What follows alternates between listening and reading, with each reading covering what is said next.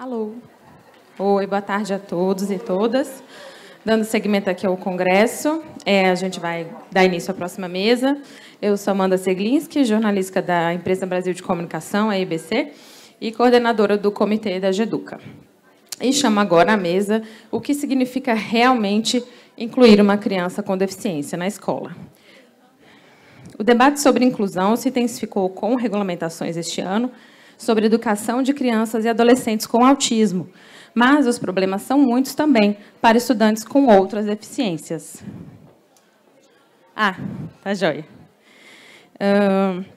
Há discussões também sobre questões práticas, como ter ou não um acompanhante na sala, mas também embates de correntes diferentes da psicologia e da educação, que têm entendimentos diversos sobre o desenvolvimento humano. Então, o que significa realmente incluir uma criança com deficiência na escola? Para compor essa mesa, eu chamo ao palco a Giovana Lonardi Mendes.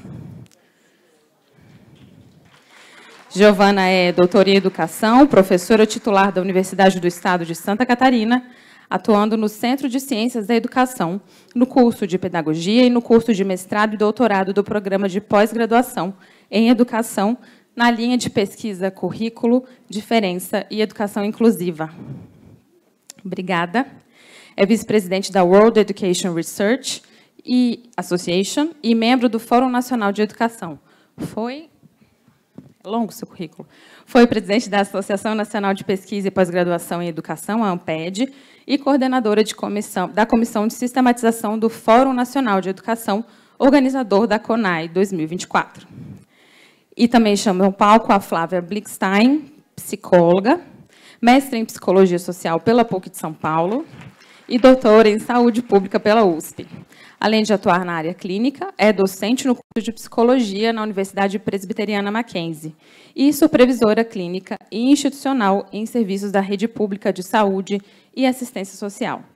Pesquisadora e integrante da Rede Nacional de Pesquisas em Saúde Mental de Crianças e Adolescentes. E, para terminar, Lucelmo Lacerda, professor, doutor em Educação e pós-doutor em Psicologia pela UFSCar.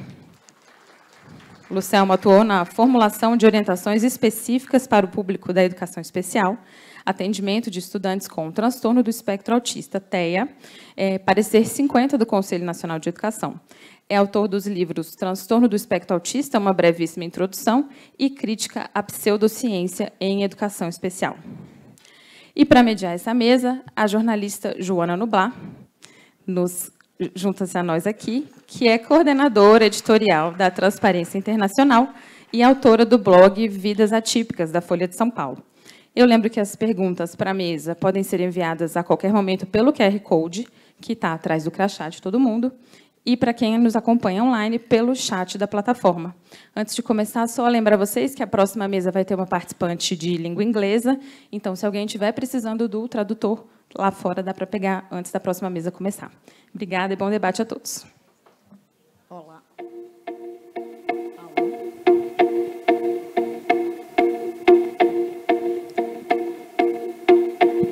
Eu te passo.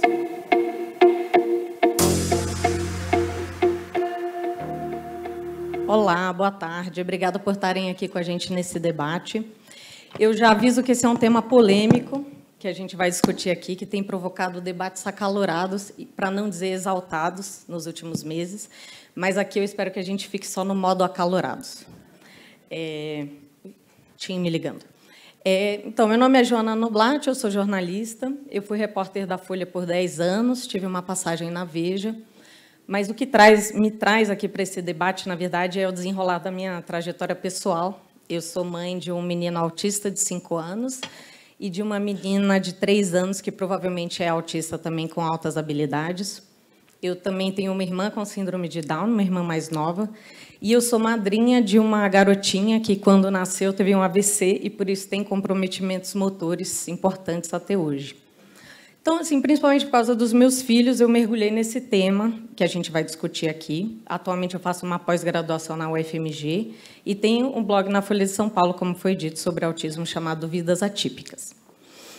Então, aqui já foram apresentados, eu não vou fazer essa apresentação. Eu só vou dizer que a gente faz uma primeira rodada de perguntas e respostas mais curtas, e eu vou sinalizar para vocês, porque eu acho importante a gente dar um pouco de contexto de onde que a gente está agora, assim, de onde a gente veio recentemente e onde que a gente está, para, numa segunda parte do debate, a gente ter um debate mais aprofundado sobre os temas importantes desse momento.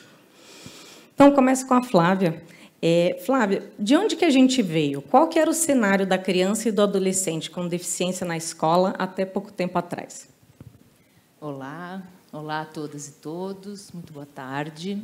Eu gostaria de agradecer, primeiramente, pelo convite, dizer que é um prazer e uma honra estar aqui compondo essa discussão de um tema tão importante e caro para a sociedade. Vou começar fazendo a minha audiodescrição. Estamos aqui sentados no palco, nós 4. Eu estou de calça, sou uma mulher branca, loira e grisalha já. Tenho olhos azuis, estou de óculos, brincos prateados, estou com uma calça preta, uma blusa branca florida. Muito bem. Tem uma outra prática que a gente faz no campo aí da pesquisa, né, que é declarar conflito de interesse. Então, declaro aqui que não tenho nenhum conflito de interesse, de forma alguma recebo qualquer tipo de benefício econômico ou financiamento em razão do que eu estudo, né, a não ser a minha trajetória mesmo como professora acadêmica.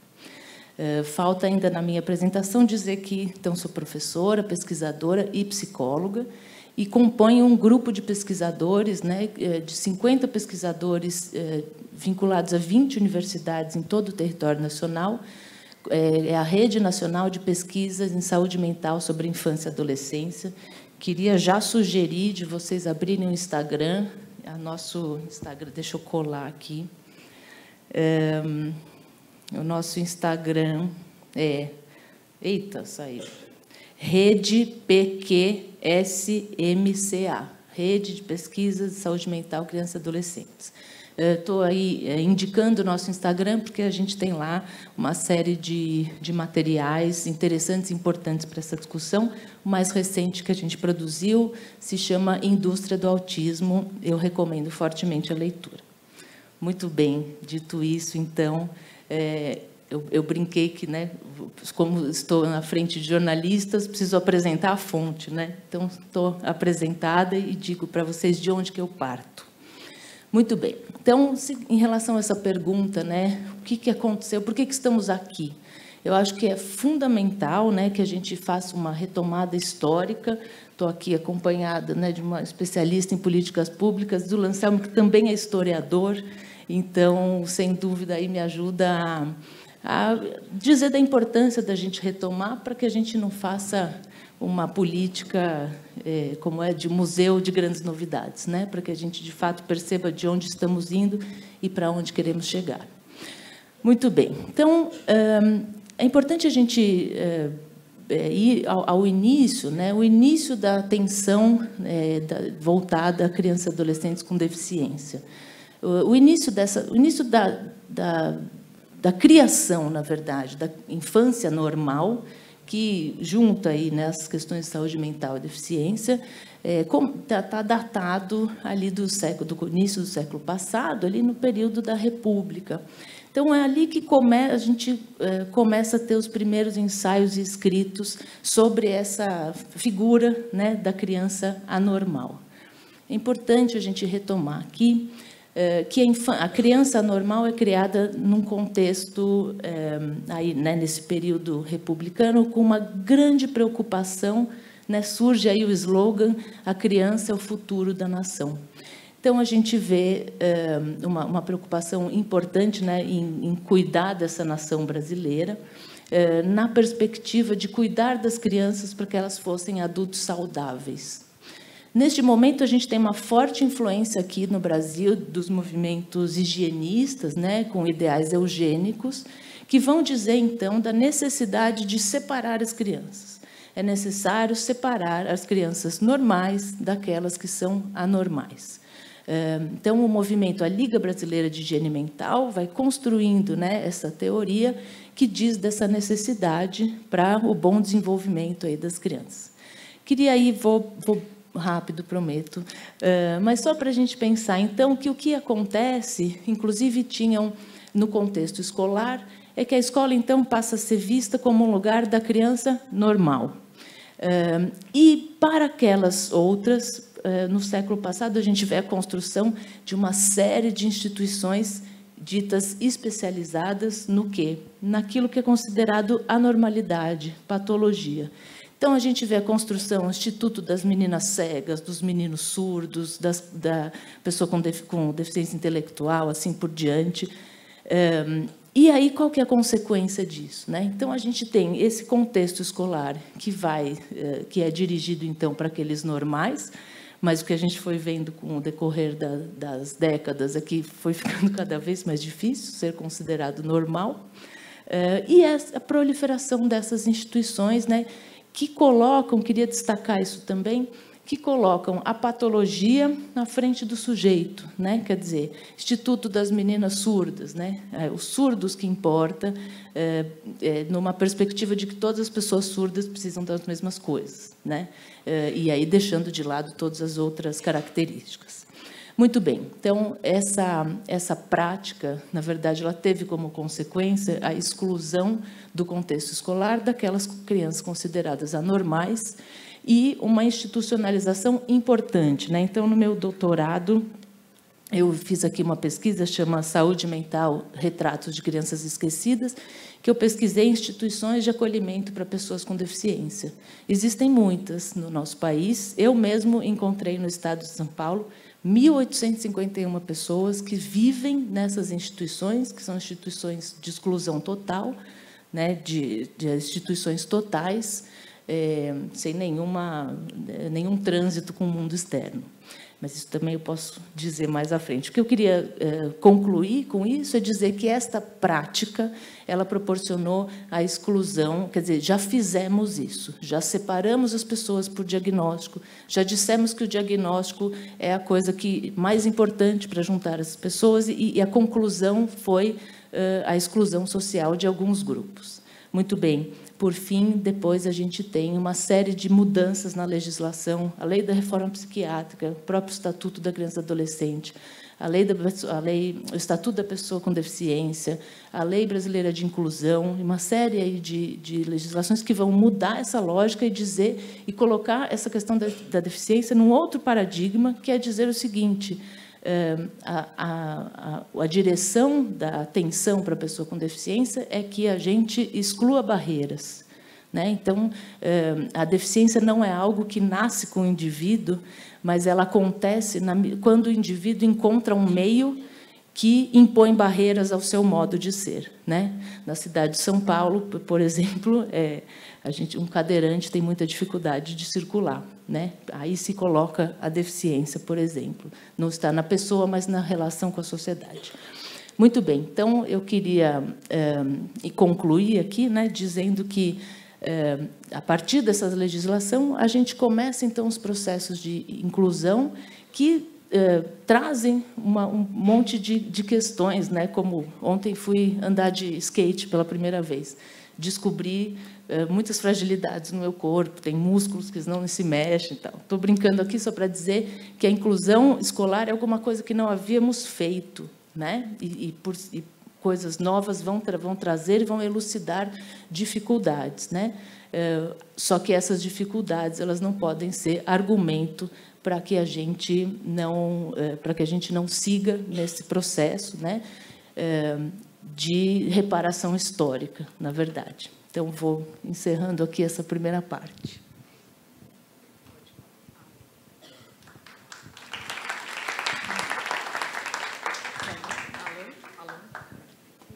Obrigada. Acho que eu estou bagunçando os microfones. Obrigada, Flávia. Eu já passo para a Giovana perguntando justamente onde que a gente está hoje. Então, a gente vem desse lugar, tivemos mudanças legislativas e de sociedade. Onde que a gente está hoje?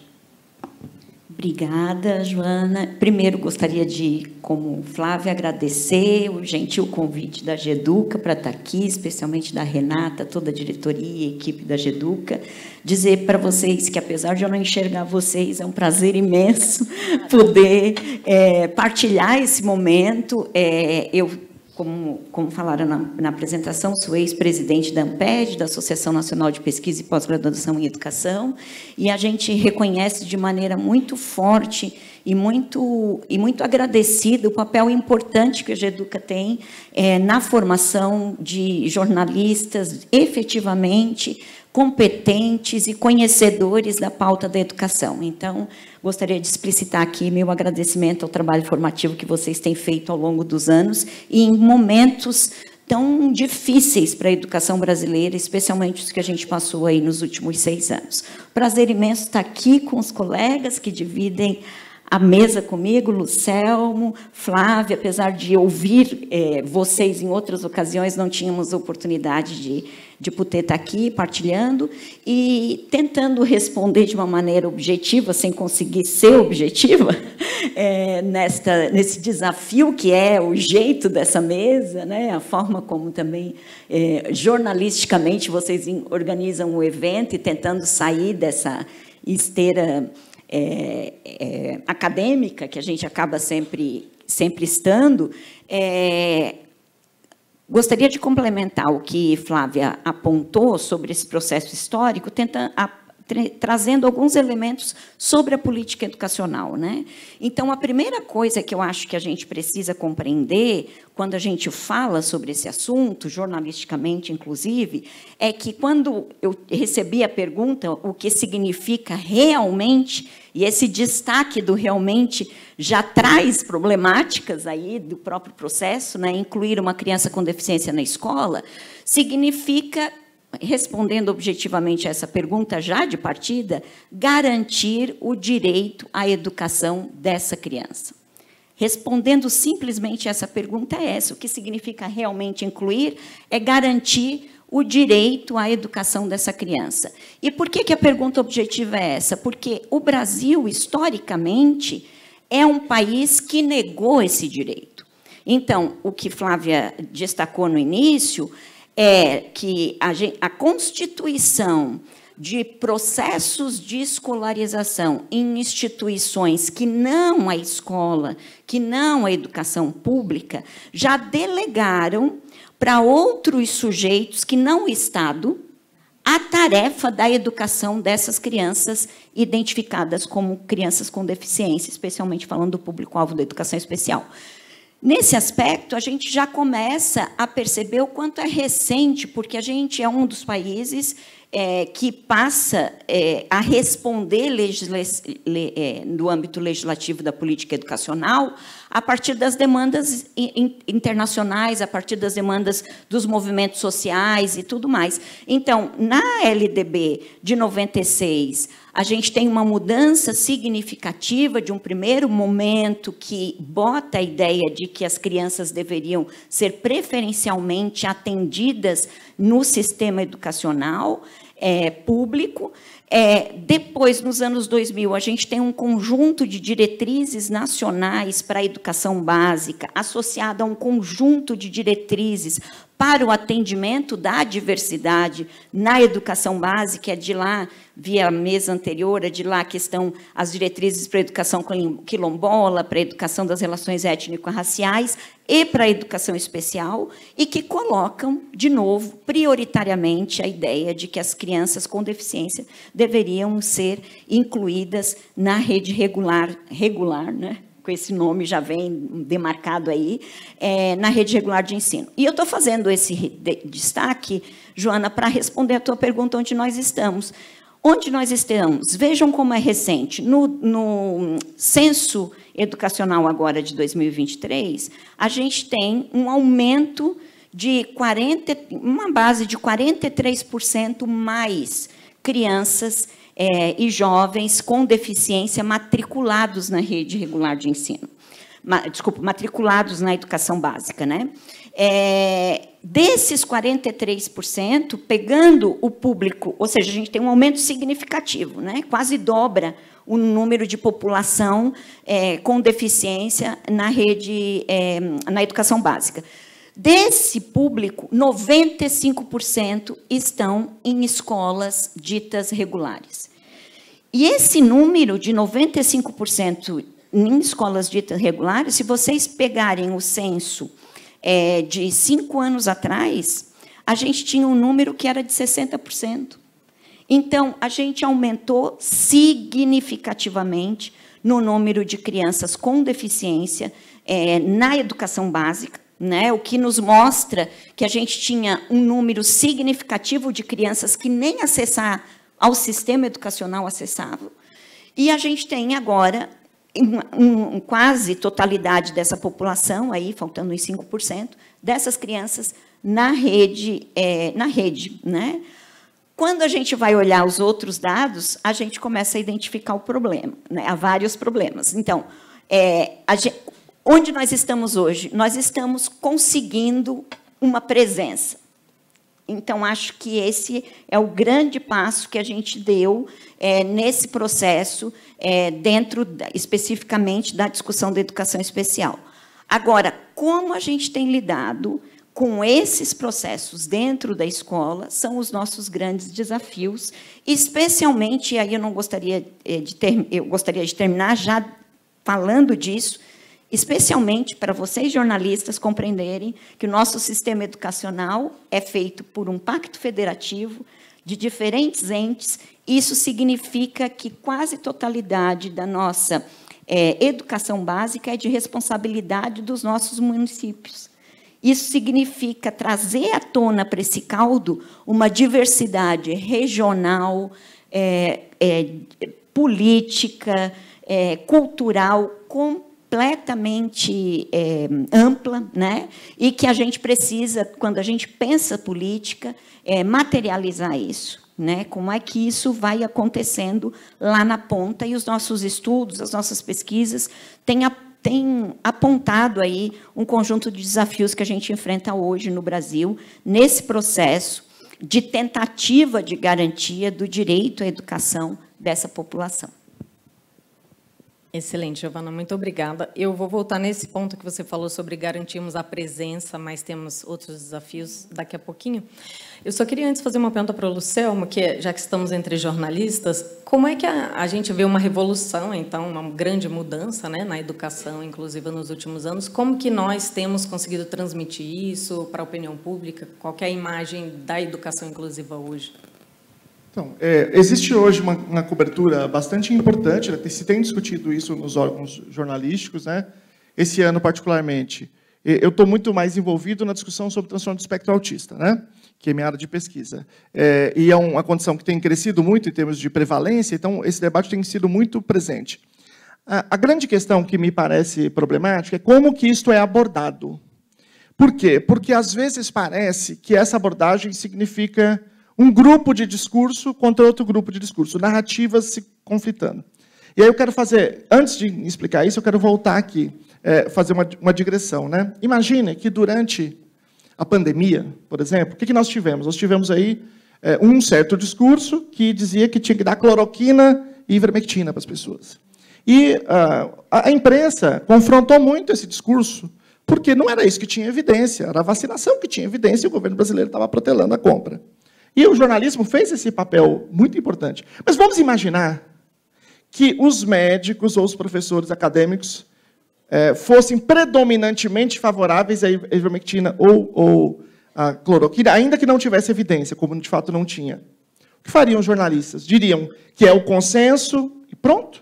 Ou eles diriam, olha, tem esse consenso aqui, que foi construído por isso, por aquilo, por motivos políticos, controle do CFM e tal, mas os dados dizem isso aqui, as pesquisas dizem isso. Eu estou querendo dizer isso porque, no caso da educação especial, é isso que me parece que acontece muitas vezes. Você põe o discurso de um grupo, o discurso de outro grupo, e os estudos não aparecem. Né? Então, por exemplo, nós temos um grande problema, porque cerca de 53% dos indivíduos autistas apresentam, em algum momento, comportamentos desafiadores, que podem ser de agressividade, autoagressividade, eles aparecem muitas vezes. E isso tem sido uma grande questão nas escolas. Então, você tem o caso do menino que quebraram o braço dele lá em Brasília, por exemplo, vários casos noticiados no Brasil inteiro. Então, você ouve um discurso, ouve outro discurso, mas e a prática que tem a melhor evidência para isso, que não se discute no Brasil? E aí eu quero dizer o seguinte, a grande questão é que nós temos hoje no Brasil uma dificuldade muito grande em discutir, mesmo na academia, uma resistência muito grande à ideia de prática baseada em evidências. Ou seja, quais são as práticas que demonstraram mais evidências científicas que são efetivas para isso? Elas não estão presentes, não está se fazendo esse debate. Então, eu vi isso acontecer muitas vezes esse ano, em que foi discutido esse tema, em relação ao autismo. Em relação a outras coisas, a alfabetização, acontece o mesmo debate, né? E me parece que esse exercício ele tem a ver, esse exercício de não trazer o estudo, ler o estudo, ver qual é a qualidade metodológica e trazer, tem muito a ver com a própria área da educação, porque na minha graduação como professor, a maioria das pessoas, a gente viu em metodologia da ciência, a gente não aprendeu a diferenciar dois estudos, qual tem a melhor qualidade metodológica, controlar variável de confusão. Isso historicamente, está muito mais presente.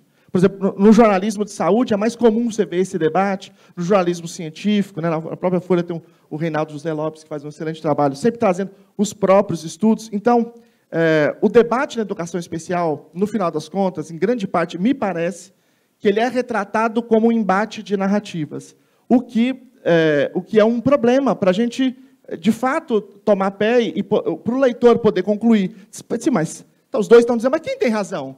Porque a realidade continua existindo. Eu posso dizer o contrário da realidade, mas ela continua existindo. E neste caso, ela está bem descrita nos estudos científicos, e ela podia entrar nesse debate para ajudar o leitor a formar a sua própria convicção. Obrigada por ter entrado nesse tema, porque eu ia puxar esse assunto agora. Para mim, pode ter sido inocente, mas quando eu fui cobrir o parecer 50 do Conselho Nacional de Educação, que foi aprovado em dezembro passado, para mim, eu fiquei um pouco impressionada. Assim, mas dentro da inclusão tem pessoas que discordam como faz a inclusão. Isso foi um achado um pouco naive da minha parte. O parecer ele voltou para o CNE, ele ainda vai ser aprovado ou reavaliado com um novo parecer agora.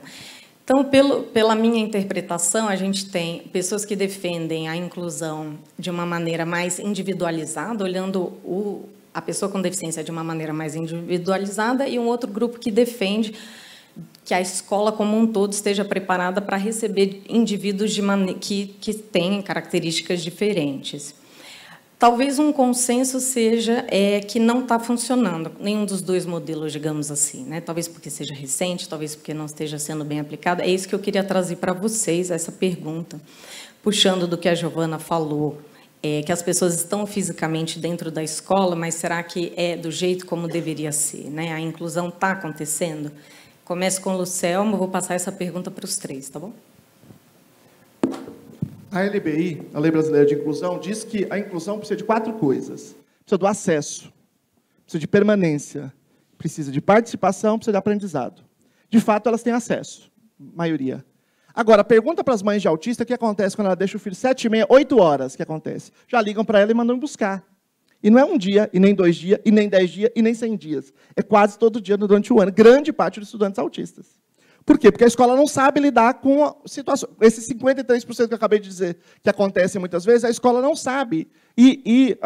Há uma negação do direito da ideia de prática com evidência. Existem práticas que são absolutamente efetivas para que o indivíduo aprenda a ficar o dia inteiro na escola. O Brasil é o único país, pelo menos até onde eu saiba, que tem educação de meio período. No mundo inteiro, a educação ela é integral, né?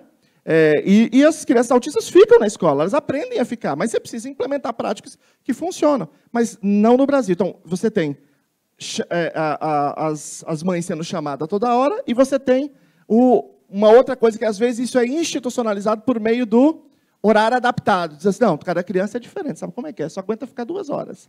Tem uma pesquisa na rede psicossocial, lá no Rio de Janeiro, com crianças autistas que frequentavam o CAPS, 40% estava fora da escola. Fora, não ia na idade escolar e não estava em nenhuma escola. Por quê? Justamente por conta dessas questões, né? Então, permanência. Existe um problema grave de permanência de grande parte desses indivíduos. Participação. Pode ir qualquer escola, a não ser que seja uma escola muito pontual, muito pequenininha, tem pelo menos um aluno que fica rodando a escola todinha e nem entrar na sala, não entra. Ele não está participando da aula. Ou às vezes, eles andam dentro da própria sala. Como é que faz?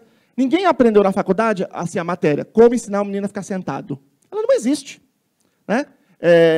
Nem nos de educação especial, porque o pressuposto é que eu não tenho que fazer nada individualizado, então eu não posso ensinar ele a sentar. Eu tenho que fazer alguma coisa aqui na frente, que aí, no final das contas, ele senta. Mas só que essa coisa não existe. Esse é o problema. Então, e a última parte, a aprendizagem. Qual o percentual dos indivíduos, por exemplo, que são público-alvo da educação especial, que estão alfabetizados ou que não estão? Não existe esse dado. Quem é de escola, se vocês forem cobrir um dia a escola, no dia de prova Brasil ou do Saresp, vocês vão ver o seguinte, os alunos com deficiência são dispensados ou são mandados para outra sala. Eles não fazem a prova, a maioria deles. Pode ir a qualquer escola cobrir, que vocês vão ver o que eu estou falando. Estou falando que a gente tem 14 anos de escola. Então nós não temos... na verdade, a avaliação, às vezes, ela está tão distante. Por exemplo, o indivíduo não é alfabetizado. Ele está fazendo uma prova Brasil do 8º ano, do 9º ano, mas não faz sentido. Então, eu precisaria ter dados de processos de avaliação individualizados, nos PEIs, né, o Plano Educacional Individualizado, para eu poder trabalhar com esse dado para compor essa média. Aí ela não existe, porque um outro problema, talvez depois a gente chegue aqui, existe uma rejeição ao Plano Educacional Individualizado, que não existe precedente no mundo desenvolvido. Então, no primeiro ponto, nós estamos bem, acesso. Mas permanência, participação e aprendizagem, nós estamos muito mal. E o pior, o debate é recusado. A gente não está discutindo essa temática. Boa, obrigada, Luciano. Giovana, passo para você. Sim, acho que eu concordo em alguns aspectos com o que o professor Luciano levanta, é isso mesmo, a questão do acesso, ela foi uma das primeiras pautas que politicamente a gente avançou do ponto de vista das políticas educacionais dos últimos tempos, e óbvio que com o acesso a gente tem aí os problemas de permanência, de participação e de aprendizagem, que são enormes desafios para a educação especial. Mas a gente precisa também fazer a leitura de como isso atravessa a própria questão do direito à educação para todas as pessoas, né?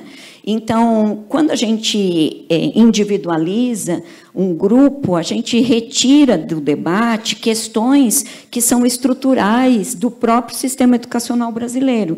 Então, a mesa anterior, nós discutimos, a gente ouviu sobre isso. Uma das questões que a gente tem grave no Brasil hoje, entre outras coisas, é a questão da interseccionalidade, ou seja, da articulação entre deficiência, raça e pobreza. Se a gente pegar esses números, a gente vai ver que a gente tem uma dificuldade enorme de garantir o direito à população, especialmente para as pessoas mais pobres, periféricas, negras e todos esses marcadores sociais que geram processos de exclusão social bastante complicados. Além disso, uma das questões que a gente tem discutido muito nas políticas educacionais é que a forma de entender as propostas de inclusão, muitas vezes, são... uma das grandes críticas que a gente tem é a ideia de que nós estamos falando de propostas que vêm como um bloco monolítico, ou seja, elas são transferidas de um país desenvolvido para um país em desenvolvimento, como se... só trazendo a proposta, a gente daria conta de resolver, no âmbito daquela escola, os problemas para dar conta desse processo de inclusão.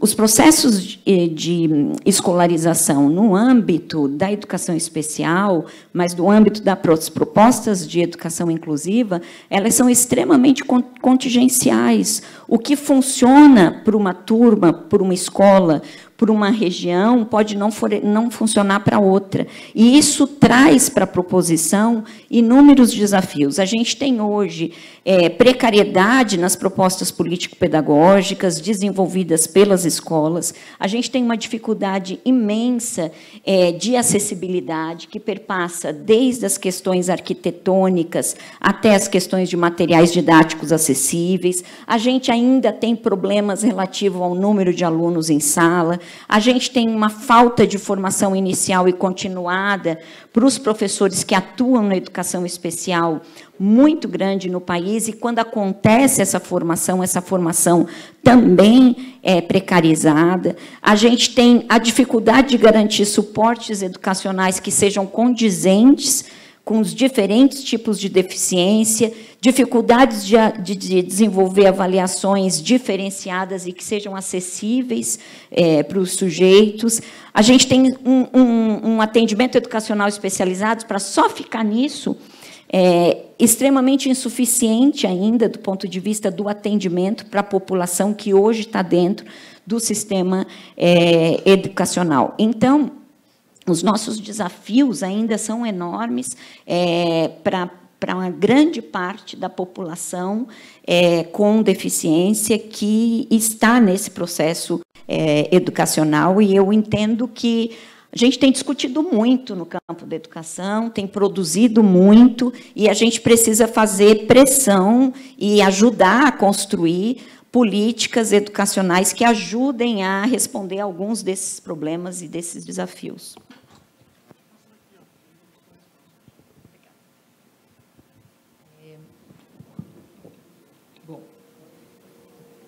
Vou também, concordo. Está funcionando aí? Agora sim. Sim? Muito bem. Então, eu acho que concordei com o que você disse, a gente tem mesmo embates, né? Mas, na nossa área, na área do jornalismo, embates não são problemas, né? A gente pode, acho que eles só nos ajudam, né, a gente construir uma política inclusiva e que a gente possa congregar saberes. Para mim, é mais perigoso, como a Chimamanda diz, uma história única, uma história que se coloca como a verdadeira, a que contém todas a verdade em si, né? Então, bora debater, que isso, sem dúvida, constrói uma sociedade democrática, né? Muito bem. Eu acho que tem uma questão que talvez divida opiniões, né?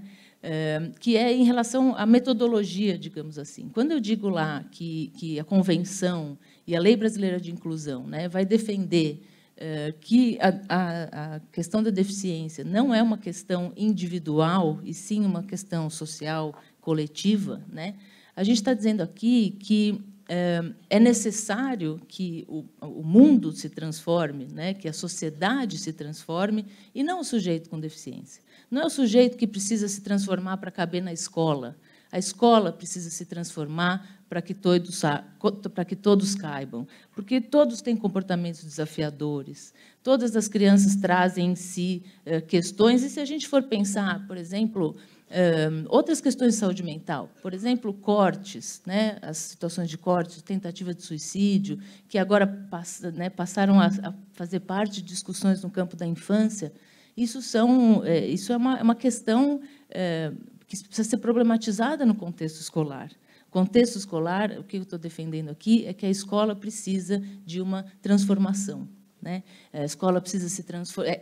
Como a gente estava dizendo, anotei o nome dela, Lucimar, que estava falando aqui do racismo. Pronto, a Lucimar trouxe essa questão do racismo e a complexidade que é a gente transformar uma sociedade racista. A nossa sociedade é uma sociedade capacitista, né? E isso exige para transformar isso, a gente precisa de uma larga transformação social. Então, o que eu queria dizer é que também trabalhei um tempo na Secretaria de Educação e, especificamente, né, nessa área da inclusão, então, rodei, tive o prazer e a honra de conhecer muitos colégios aqui do nosso município. Nas conversas com os professores e professoras, a gente estava lá para discutir as questões da inclusão. Mas vou dizer para vocês que essas não eram as primeiras questões que apareciam, né?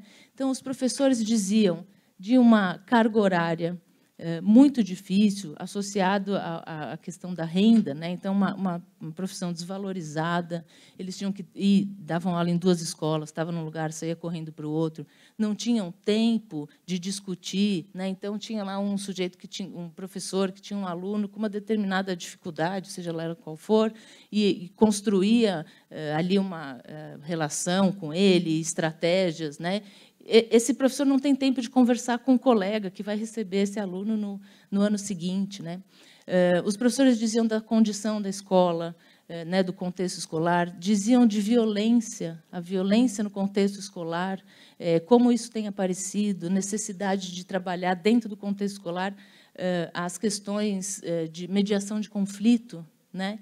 Diziam, não é só a população de autistas que está com dificuldade de permanecer, a permanência é uma questão no nosso país, e a gente tem visto isso como, né, produção de programas para incentivar a permanência. Então, a escola precisa de uma reformulação, né? E isso que estou falando não é solução, eu estou levantando esse problema, né? Que é um problema complexo, entretanto urgente. Então, como nós aqui, né? Como é que a gente pode trabalhar no sentido de fazer a política acontecer, né? Porque a nossa política de inclusão é uma das mais modernas do mundo, né? Inclusive copiadas e serve de exemplo em diversos outros países. A nossa política, que já vai ter indicado nela o atendimento educacional especializado, assim como o SUS, né, é uma política de saúde amplamente valorizada. Então, o que precisamos fazer? E aí, jornalistas e nós, profissionais da saúde e pesquisadores, para fazer acontecer, né? Como é que a gente cobra do poder público, por exemplo, que volte a implantar serviços territoriais? A gente viu nos últimos anos uma diminuição do investimento em serviços, né, na rede que promove a inclusão, né, de serviços territoriais, nas próprias formação de professores. Uma coisa que os professores me diziam muito era: eu fui formado numa época que tinha o ensino regular e o ensino especial, e eu escolhi o ensino regular, né? Então, olha a complexidade. A gente está falando, então, além dos 100 anos de história de exclusão, todas as modificações que a questão da inclusão nos trazem. E a gente precisa enfrentar, né? A gente precisa pensar estratégias de capacitação de professores, a gente precisa pensar como que a escola é permeada pela diferença. Por quê? Porque a diferença é um bem, não é um problema. A diversidade no contexto escolar é fundamental para o processo de aprendizagem e é fundamental para a construção de uma sociedade democrática. É um bem, não é um problema, não precisa ser superado. Na verdade, o que a gente precisa juntos aí estudar é como que a escola, junto com os outros equipamentos, porque isso também é uma herança que temos, né, da assistência. A gente vem de uma herança de uma assistência muito compartimentada. A educação não fala com a saúde, que não fala com a assistência social. Isso não é possível, né? A gente precisa que esses setores, ninguém vai resolver sozinho nada, né? A infância, ela é intersetorial. O sujeito é um aluno, ele é um irmão, ele está na UBS, tem, enfim, está num programa do governo.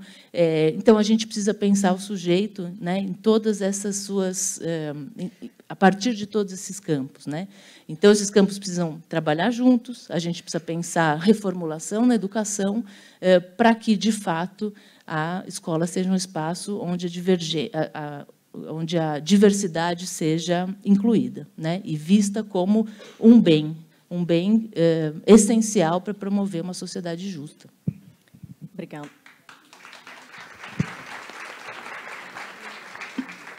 Alô? Obrigada, Flávia. Eu vou juntar algumas perguntas da plateia, da Jaqueline e do Marcelo, que estão falando. A Jaqueline comenta: tem a impressão que as escolas públicas têm uma baixa infraestrutura para assistir pessoas com deficiência, mas teve uma outra. A Jéssica tinha falado: escolas públicas aparentam ser mais capazes e preparadas para receber crianças com deficiência, mas faltam profissionais qualificados, excesso de especialistas só no papel. Ao mesmo tempo, o Marcelo pergunta quais caminhos para trilhar para acolher estudantes com TEA na sala de aula. Parece que o modelo tradicional de formação de professores não encaixa lá na ponta. E eu tinha prometido para a Renata que a gente ia sair dessa mesa com diretrizes certinhas de como é que a gente vai resolver esse problema. Então, a gente tem assim 20 minutos para que vocês tragam soluções sobre isso. Vou começar com a Giovana. Ainda foi sorteada para começar, para resolver tudo. Primeiro, eu acho que vou só responder as duas perguntas sobre a educação pública e as escolas privadas e públicas, né? Eu sou de Santa Catarina, então os colegas aqui de São Paulo têm mais propriedade para falar do Estado de São Paulo, né? Mas tenho conduzido pesquisa junto com grupos do Mato Grosso do Sul, do Rio de Janeiro, enfim, e as características são muito parecidas. As escolas públicas têm políticas de educação especial, na perspectiva da educação inclusiva, muito mais sedimentadas, viu? Nas escolas privadas, especialmente nas escolas de educação infantil, é lamentável as coisas e os dados que a gente tem. Desde pai que é obrigado a pagar o próprio monitor, porque senão a criança não é recebida pela escola, até situações como as que o Selmo havia indicado, que as crianças são chamadas a saírem da sala e tudo mais. Não que isso não aconteça na educação pública, mas eu quero nas escolas públicas. O que eu quero dizer é que há uma falsa ideia de que, no caso específico das políticas de educação inclusiva, a rede privada pode oferecer algum suporte a mais. E isso não acontece. Se vocês forem fazer um estudo sobre... Tem várias pesquisas hoje conduzidas no Brasil sobre a questão da jurisprudência, né? Então, que processos que aparecem quando está se fazendo queixa a respeito do direito à educação, a gente vai ver que muitas desses processos dizem respeito a escolas privadas, que negam esse direito. Então, isso também é importante para a gente demarcar nessa conversa. Segundo, a questão das diretrizes, né? Como é que a gente sai? Eu acho... Pegando um pouco do que a Flávia falou, eu acho que tem algumas questões que são sistêmicas e que dizem respeito às políticas educacionais mais amplas, e eu vou dar um primeiro exemplo para vocês, que diz respeito à política do Sistema Nacional de Educação. Então, vocês, como jornalistas, devem saber disso, a gente não tem no Brasil um Sistema Nacional de Educação. A gente tem um PL que está, acho que há uns 8 anos, rodando aí, vai e volta, e ainda não conseguiu ser aprovado. A ausência de um Sistema Nacional de Educação foi, entre outras coisas, um dos grandes problemas no período da pandemia, por exemplo. Então, a gente não consegue, pela ausência do sistema, garantir efetividade para um conjunto de políticas públicas que são reparatórias, que são de incentivo, que são de subsídio de dinheiro e tudo mais. Então, esta é uma das questões que, para a construção de um sistema educacional inclusivo, num país com as dimensões do Brasil, com o Pacto Federativo para o oferecimento do serviço de educação, a gente precisa discutir a necessidade de um Sistema Nacional de Educação. Acho que esse é o primeiro ponto, pensando do ponto de vista das diretrizes. Do ponto de vista da política de educação especial na perspectiva da educação inclusiva, tem um colega americano, que é um grande pesquisador da área da educação inclusiva nos Estados Unidos, que se chama Alfredo Artiles, que Renata deve ter conhecido lá em Stanford, e o professor Alfredo faz uma análise que eu acho muito interessante, que é, à medida que a gente faz a defesa da discussão da educação inclusiva, restringindo o público, ou seja, fazendo pensando em políticas específicas para cada um dos públicos que compõem o público-alvo, a gente acaba fazendo uma espécie de apropriação branda da ideia de educação inclusiva, porque a gente não modifica a lógica da escola. E a ideia é que a gente consiga construir uma política de educação inclusiva com uma envergadura tamanha que modifique a lógica da escola. que modifique e ajude a gente a construir uma escola inclusiva, antirracista, que respeite a diversidade de gênero, que seja contra as violências, que se preocupe com o meio ambiente, com as emergências climáticas e tudo mais. Então, acho que esses dois grandes desafios de conjuntura, eles se atrelam aí, obviamente, ao público, a todas as especificidades que a gente, obviamente, precisa discutir, debater, construir para cada um desses sujeitos que estão na escola, né? Que é surdo, TEA, deficiências múltiplas. A gente tem um problema hoje muito sério no Brasil de atendimento às crianças com deficiências múltiplas e uma dificuldade imensa de trabalhar com crianças, por exemplo, com deficiências profundas também, em função das deficiências múltiplas, e tantas outras variações aí que acontecem. Mas, por essa lógica de, muitas vezes, a gente não conseguir fazer com que o debate em torno da educação inclusiva saia de dentro do campo especializado, a gente tem dificuldade de modificar a lógica organizativa da escola, a lógica organizativa do currículo, a lógica organizativa da sala de aula, e isso traz uma série de problemáticas para o ponto de vista da permanência e das aprendizagens que a gente entende que são necessárias para que, de fato, aconteça o direito à educação que eu falei antes. Muito obrigada. Bom, desculpe. Eu concordo com a professora, no entanto, não fica claro, eventualmente, o que significa exatamente a gente estar atendendo todos os alunos. E aí eu quero fazer uma distinção aqui. Existe no grupo de educação especial 2 grupos muito bem demarcados. Um se chama inclusão total, o outro chama educação inclusiva. Sendo que o de inclusão total ele é largamente dominante no Brasil e na academia e na gestão. Que a ideia é a seguinte: bom, eu estou na escola e eu vou transformar a escola para a escola ser mais inclusiva, no sentido forte da palavra. Beleza. Isso significa adotar o que a gente chama de desenho universal da aprendizagem. Eu vou organizar a minha escola para que ou seja, vou apresentar as coisas com várias linguagens, vou criar várias formas de engajamento, vou reconhecer todas essas formas de avaliação, tudo bem. Todo mundo concorda com isso, os 2 grupos. Onde é que está a discordância? Isso é suficiente para todos?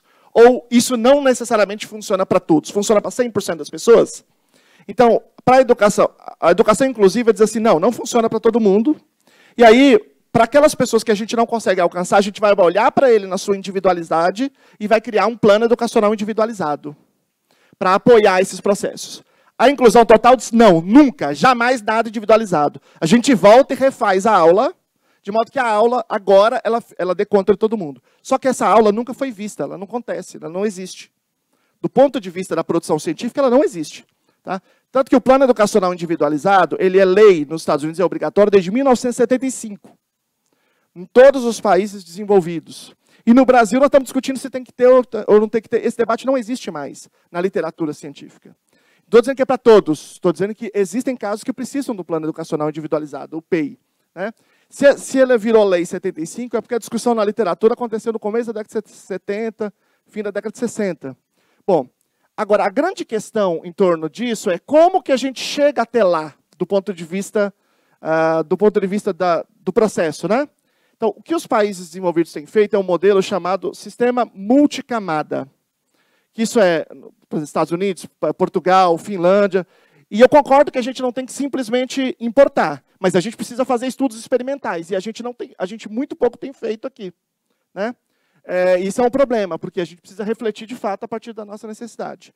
E o que significa o multicamada? Significa que eu olho para toda a escola, e isso é imperativo, acho que essa é uma das questões mais importantes, e implemento as práticas com melhor evidência para todos os alunos, porque educação baseada em evidências não deveria só o debate só da educação especial, mas deveria ter para todos. Eu tive a oportunidade de ver a professora Cláudia Costin falar sobre esse tema no Paraná recentemente, brilhantemente.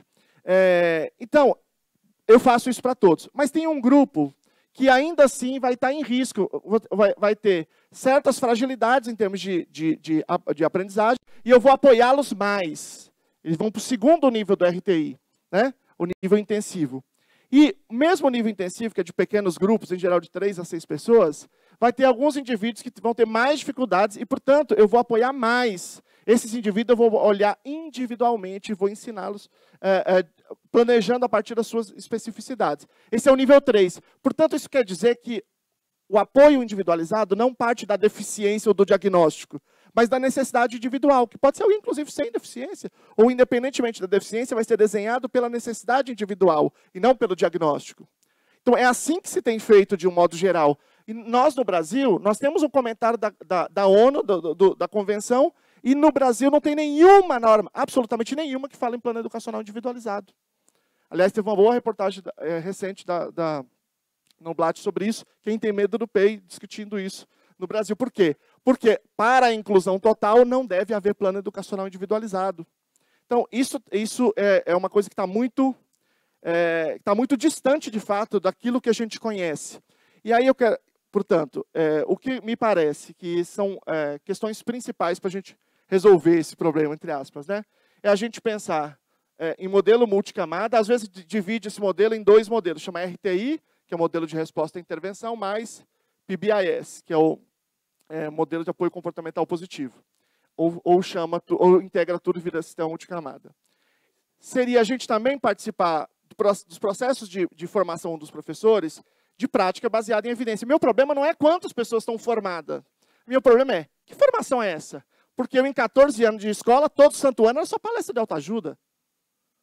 Era fevereiro, né? Principalmente fevereiro e em julho, onde tem as semanas pedagógicas. Era só palestra de autoajuda. Então, existem várias demonstrações de que palestra de autoajuda não resolve nada. Então, o problema é, que formação é essa que a gente está dando? Né? Então, isso é muito problemático. O que me parece nós estamos partindo da ideia de que temos que usar as práticas com melhor evidência e temos que produzir outras evidências brasileiras. A gente está discutindo esses estudos. Por exemplo, eu acabei de falar sobre comportamentos desafiadores em sala. Às vezes, a gente tem que reconhecer, mas se o aluno bate a cabeça, eu tenho que ensiná-lo a não bater a cabeça. Porque bater a cabeça é um risco, é um problema. Então, de fato, eu tenho que ensiná-lo, e a gente tem estratégia para ensiná-lo. Né? Então, às vezes, ele é desafiador e eu preciso apoiá-lo realmente. Agora, a pergunta é, por exemplo, eu fiz graduação, mestrado e doutorado, nunca ouvi a palavra evidência, nunca, nenhuma só vez. Nunca. O que a gente tem ensinado para esses professores? Eu nunca vi um programa de educação especial que ensine, por exemplo, estratégias com melhor evidência para apoiar esses indivíduos a não bater a cabeça, por exemplo. Nós temos registro de indivíduo que na sala de aula, em 90 minutos, quando se fazia essas contagens, né, bateu a cabeça 2.576 vezes em 90 minutos. Entende? E como os professores não têm, de um modo geral, aprendido essas práticas. Depois eu vou distribuir para vocês, eu trouxe ali um livrinho, chama Autismo, Compreensão e Práticas Baseadas em Evidências, em que eu e um outro autor, o professor Dr. Paulo Oliveira Alesso, descrevemos um pouco do que é o autismo e as práticas com evidência. Porque nos Estados Unidos, a lei de 2001, chamada No Child Left Behind, ela estabeleceu que na educação especial só pode usar práticas com evidência. Então, eles fazem um grande esforço de pesquisa, com revisões sistemáticas, para apoiar os professores e dizer o que tem evidência e o que não tem. Não é o ideal a gente interpretar simplesmente essa pesquisa, o ideal seria a gente produzir pesquisa aqui, né? E esse é o caminho que a gente tem que tomar. Mas esse caminho só vai ser trilhado quando a gente entender e tiver clareza, consenso em torno do paradigma de que a ciência pode ser um apoio para a gente fazer uma educação inclusiva melhor do que a gente tem feito.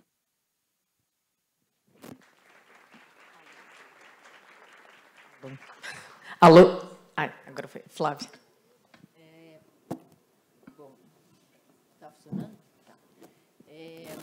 Vamos lá. Muitas coisas, gente, tá? Esse relógio dá um nervoso aqui, vocês não têm ideia. Quero falar 1000 coisas, ele está me dando 5 minutos aí? 7 minutos. 7 minutos. Bom, vamos lá. Então, eu vou na verdade, vou decepcionar fortemente vocês, porque eu acho que não dá para a gente sair daqui com uma solução, né, para esse problema tão complexo, né? Então, vou retomar o que eu disse. Eu acho que é uma área, uma questão muito importante, né, que a gente foi levantando aqui muitas fragilidades no próprio sistema e também a necessidade de transformação no sistema educacional, para garantir a inclusão, porque a inclusão é necessária para todos nós, né? Então, nesse contexto, né, a gente pensando na complexidade desse tema, eu acho, vou dirigir aí para você, Lucelmo, eu acho perigoso a gente construir e defender, como eu disse, uma história única. Acho perigoso a gente dizer que a gente não teve ciência no Brasil até agora e que a gente precisa produzir, né, pensando, né, nos anos de produção científica, acadêmica, no campo da educação. Acho que temos, sim, experiências, né, que podem nos ancorar para avaliar as práticas. A gente tem experiências práticas, né, de escolas que desenharam modelos de inclusão, que fizeram acontecer isso nos seus contextos, né?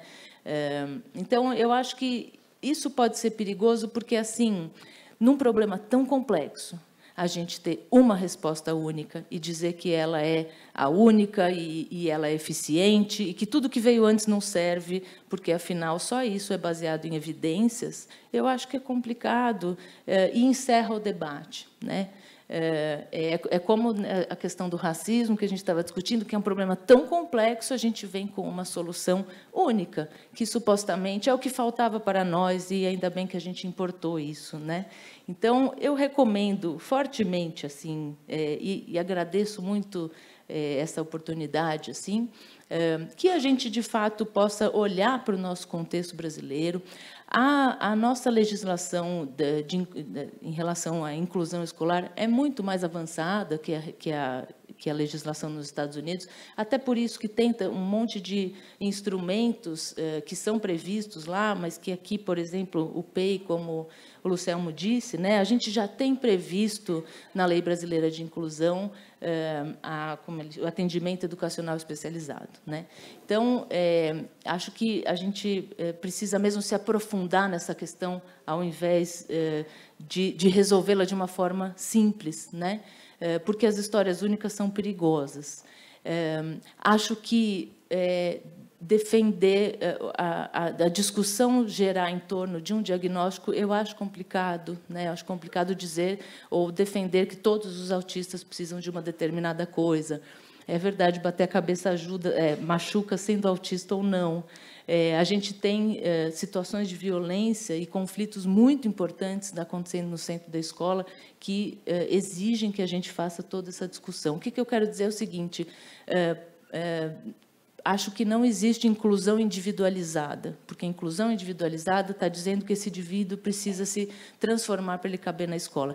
E eu não estou dizendo que esse sujeito não precisa de ajuda, eu não estou dizendo que esse sujeito não precisa, eventualmente, de alguém que fique especificamente com ele. Eu estou falando da lógica. Essa lógica me parece estranha, porque, quando a gente defende um atendimento especializado, né, para um determinado diagnóstico, a gente cria todo um cenário, né? Porque, então, se é isso que funciona, então eu preciso dar cursos disso, então eu preciso formar as pessoas nisso, porque é só isso que funciona.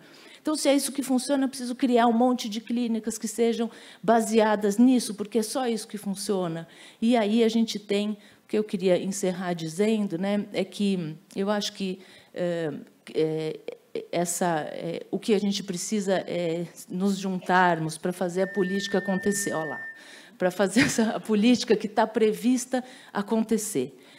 Se a gente cria uma rede alternativa de serviços privados e particulares, né, que se dedica, então, a atender algo que a política pública precisa avançar para receber essas pessoas, né, a gente cria um mecanismo que, ao invés de favorecer a política pública, atrapalha. A gente vai criando mecanismos de judicialização que, ao invés de contribuir, né, para a construção, para a efetivação da política nacional de inclusão, vai prejudicá-la, né?